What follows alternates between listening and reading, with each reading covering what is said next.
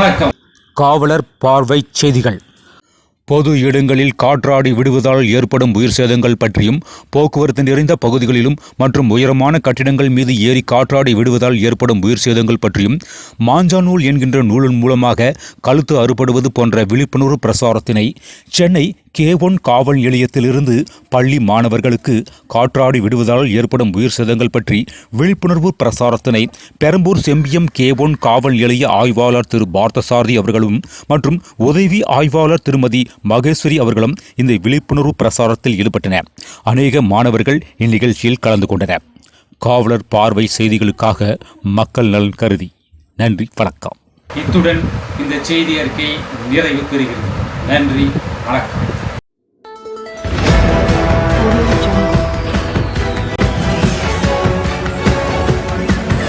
Audio Jungle.